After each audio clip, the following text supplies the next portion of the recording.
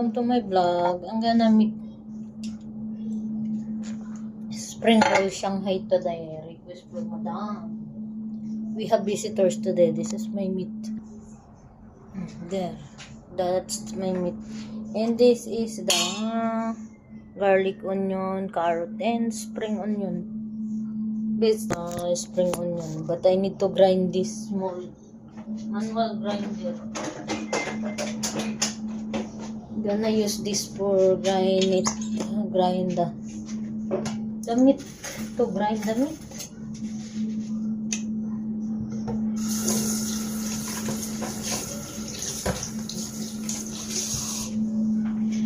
This is hard to grind because it's a manual grinder.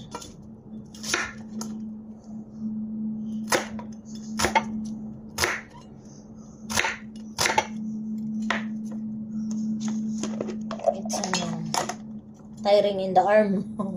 It's tiring in the arm.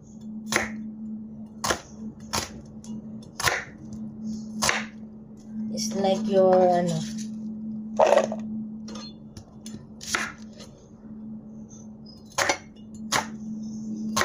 you went to the gym.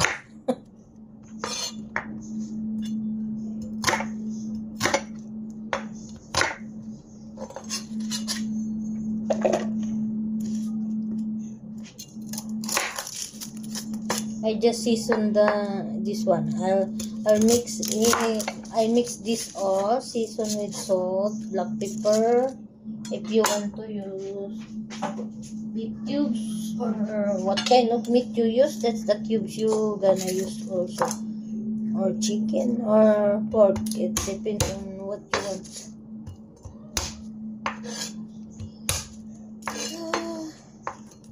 After I season with this, I'm gonna wrap it later when the kids is in school. While the kids is in school, I need to wrap this one because this afternoon I need to cook this. We have visitors tonight. The office meet of Madam. I need to prepare this one. Madam is requested me to cook this one. Her office meat, want to eat my spring roll Shanghai.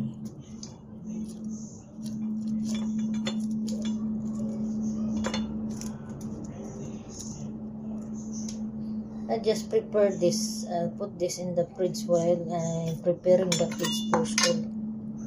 I need to prepare the kids for school. She still have school today. After I bring her to school, I need to continue what I need to do with this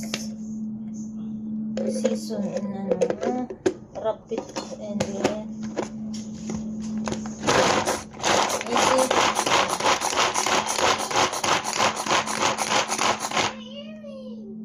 huh?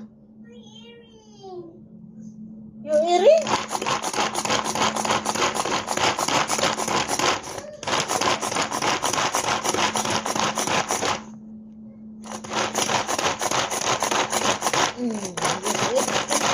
How can I grind the vegetable?